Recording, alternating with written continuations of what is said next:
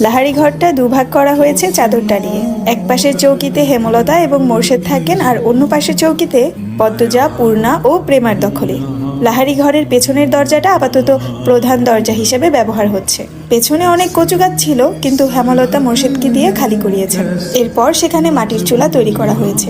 বড় সড়কে ওঠার জন্য ঝোপঝাড় কেটে সরু পথ করা হয়েছে। এতে মোর্শেদের সাহায্য ছিল না, হেমলতা দুই মেয়েকে নিয়ে একাই করেছেন এই কাজটা। শুটিং দলে অনেক পুরুষ থাকে, পদ্মজাকে ভুলেও তাদের সামনে দিয়ে আসা যাওয়া করতে দেওয়া যাবে না। হেমলতার মাঝে মাঝে ইচ্ছে করে পদ্মজার মুখটা পুড়িয়ে দিতে। পরক্ষণে নিজের প্রতি ঘৃণা অনুভব করে। কি করে নিজের মেয়ের প্রতি এমন অনুভব আসতে পারে? অথচ পদ্মজার শরীরে যদি একটা সূচো ফুটে, মনে হয় হেমলতার নিজের শরীরে আঘাত লেগেছে। কি জন্যে এত টান পদ্মজার প্রতি? ভেতরে ভেতরে হেমলতার এই প্রশ্নের উত্তর জানেন ঠিকই, শুধু প্রকাশ পায় না, না জানার ভান ধরে থাকেন। আম্মা, আজ আমি রাঁধি? পদ্মজার প্রতিদিনের প্রশ্ন। হেমলতা রাঁধতে দেবেন না জানা সত্ত্বেও প্রতিদিন অনুরোধ করে। হেমলতা বিপদ আপদ ছাড়া পদ্মজাকে কখনোই রান্নাঘরে পাঠান না। সোনা শরীরে মাটির চুলার কালি লাগাতে হেমলতার ভীষণ মায়া লাগে। তিনি হাসেন। পদ্মজা মুগ্ধ হয়ে দেখে হেমলতার বয়স 36। শ্যামলা চেহারা, ধবধবে সাদা দাঁত, চোখের মণি অন্যদের তুলনায় বড় এবং গাঢ় কালো। চোখ দুটিকে গভীর পুকুর মনে হয়। ছিমছাম গড়ন। পূর্ণা যেন মায়েরই কিশোরী শরীর, তবে তারা তিন বোনই মার মতো চিকন এবং লম্বা। আচ্ছা, আজ তুই রাঁধবি। পদ্মজা ভাবেনি অনুমতি পাবে। আদরি উল্লাসে প্রশ্ন করে, সত্যি আম্মা? যা জলদি, আসরের আজান কখন পড়েছে? পদ্মজা রান্নার প্রস্তুতি নিতে থাকে। প্রেমা আর পূর্ণা হেজল গাছের নিচে পাটি বিছিয়ে লুডো খেলছে। প্রেমা খেলার মধ্যে বাটপারি করছে। এ নিয়ে পূর্ণা আর প্রেমার মধ্যে একটু পরপর তর্ক বিতর্ক হচ্ছে। সকালে বৃষ্টি হয়েছে। রান্না করতে যেয়ে পদ্মজা ভেজা মাটির সোদা গন্ধ পেল। কি সুন্দর অনুভূতি! মোর্শেদ পদ্মজাকে রান্না করতে দেখে কপাল কুঁচকে ফেললেন। ঘরে ঢুকে হেমলতাকে মেজাজ দেখিয়ে প্রশ্ন ছুড়ে দিলেন, এই সেরি রান্দে কেন? হেমলতা নির্লিপ্তভাবে জবাব দেন, আমি বলেছি। কতদিন কইছি এই সেরির হাতের রান্ধন আমারে না খাওয়াইতে? মোর্শেদের কঠিন স্বর পদ্মজার কানে আসে। মুহূর্তেই খুশিটুকু ফাটা বেলুনের মতো চুপসে যায়। সে জানে এখন ঝগড়া শুরু হবে। তার আম্মা আব্বার অনুচিত কথাবার্তা মাটিতে পড়তে দেন না। তার আগেই জবাব ছুড়ে দেন, খেতে ইচ্ছা না হলে খাবা না? রাইতের বেলা না খায় থাকবা মামি? খাবার রেখেও যদি না খেতে চাও সেটা তোমার সমস্যা, আমি বা আমার মেয়ে খেতে না করিনি। মোর্শেদ কিছু নোংরা কথা শোনাতে প্রস্তুত হন। হেমলতা সেলাই মেশিন রেখে উঠে দাঁড়ান। তিনি যেন বুঝে গেলেন মোর্শেদ কি বলতে চায়। আঙুল তুলে মোর্শেদকে শাসিয়ে বলেন, একটা নোংরা কথা বললে আমি আজকে আর তোমাকে ছাড় দিব না। পদ্ম তোমার মেয়ে, আল্লাহ সইবে না। নিজের মেয়ে সম্পর্কে এত নোংরা কথা কোনো বাবা বলে না।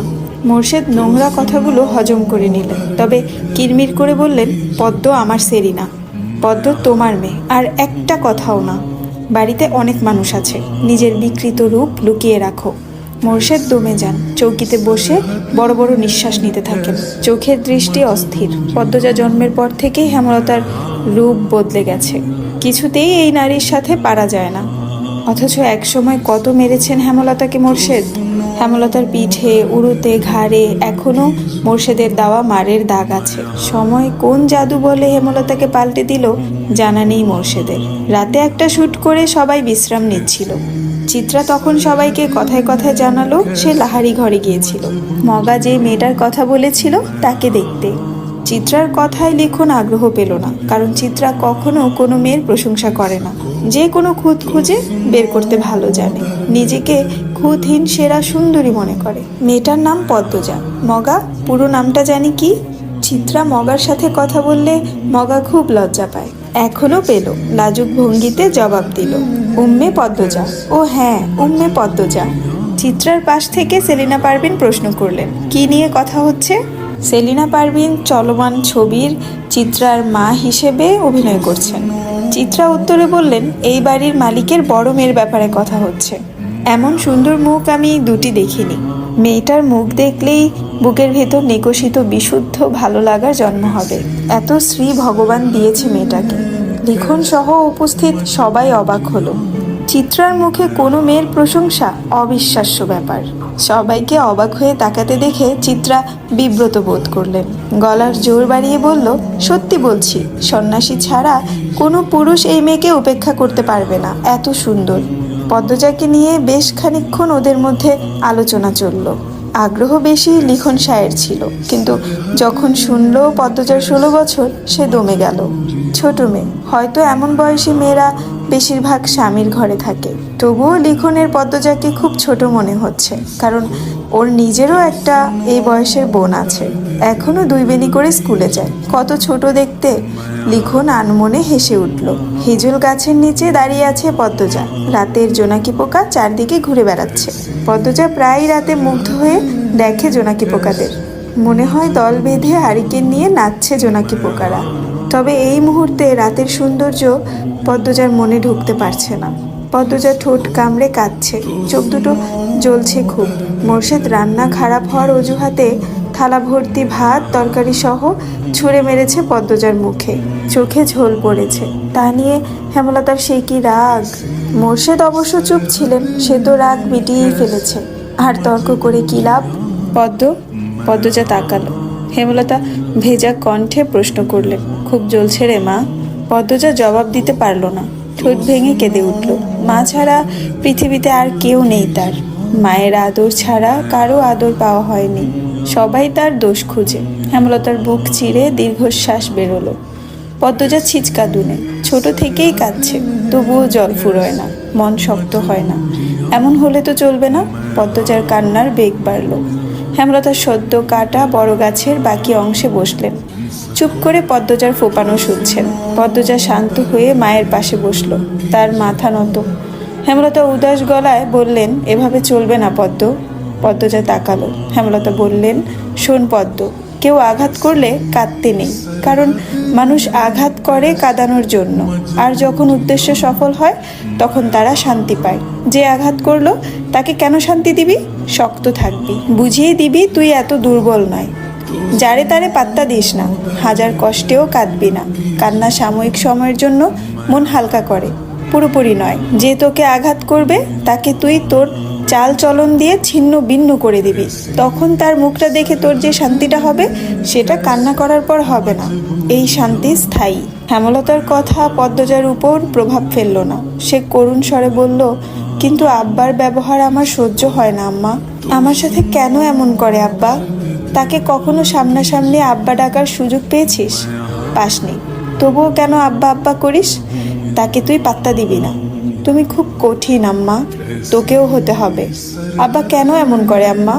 আমি কি আব্বার মেয়ে না? আব্বা কেন বারবার বলেন আমি তার মেয়ে না? হেমলতা চোখ সরিয়ে নেন। পদ্মজা জানে এই জবাব সে পাবে না। দাঁতে দাঁত চেপে কান্না আটকানোর চেষ্টা করে। হেমলতা এক হাতে পদ্মজার মাথা রাখেন। কাঁদিস না আর। মায়ের রং না হয় পাসনি, মায়ের মতো শক্ত হওয়ার তো চেষ্টা করতেই পারিস।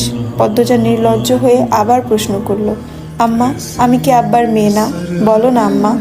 পদ্মজার চোখ বেয়ে জল পড়ছে। খুব মায়া লাগছে হেমলতার। বুক ভারী হয়ে আসছে। তিনি আবেগ লুকিয়ে কণ্ঠ কঠিন করার চেষ্টা করলেন। মার খাবি পদ্ম, কতবার বলবো তুই আমার আর তোর আব্বার মেয়ে। কি নাম আমার আব্বার? কি শান্ত কণ্ঠ পদ্মজার। হেমলতা চমকান, তবে প্রকাশ করলেন না। মেয়ের সামনে তিনি কখনো দুর্বল হতে চান না। পদ্মজার দিকে ঝুঁকে কণ্ঠ খাদে নামিয়ে বললেন, তোর আব্বার নাম মোর্শেদ মোড়ল। পদ্মজা হতাশ হয়ে দীর্ঘশ্বাস ছাড়লেন। মাকে খুব বিরক্ত লাগছে এখন। খুব কঠিন করে বলতে ইচ্ছে হচ্ছে, যাও এখান থেকে, আমার কাছে আর আসবা না, কখনো না। কিন্তু সে এমন ব্যবহার বাস্তবে কখনো পারবে না, কখনো না। রাতের বাতাসে ভেসে আসছে হাসনেহেনা ফুলের গ্রান। আকাশে থালার মতো চাঁদ, ঝিরিঝিরি মোলায়েম বাতাস চারদিকে। পদ্মজার চোখের জল শুকিয়ে গেল। হেমলতা ঝিম মেরে বসে আছে। একসময় নিস্তব্ধতা কাটিয়ে একটা অসহায় কণ্ঠ ভেসে আসলো। মায়েরা তাদের জীবনের গোপন গল্প সন্তানদের বলতে পারে না রে পদ্ম। পদ্মজা তাকালো। হেমলতা ছলছল চোখে তাকিয়ে আছেন। পদ্মজার কান্না পেল। মানুষটাকে এত নরম রূপে মানায় না। পদ্মজা আশ্বস্ত করে বলল, আমি আর কখনো জানতে চাইবো না আম্মা। হ্যালো, আসসালামু আলাইকুম এভরিওয়ান, আমি জান্নাত রহমান। আপনারা শুনছেন আমার কণ্ঠে আমি পদ্মজা গল্পের 6তম পর্ব। এই গল্পের লেখিকা হচ্ছে ইলমা বেহরোজ আপু। এই গল্পটার অনেক বেশি রিকোয়েস্ট হচ্ছিল, যার জন্য এই গল্পটার ভয়েস আমি দিচ্ছি। আমার কণ্ঠে যদি আপনাদের এই গল্পটা ভালো লেগে থাকে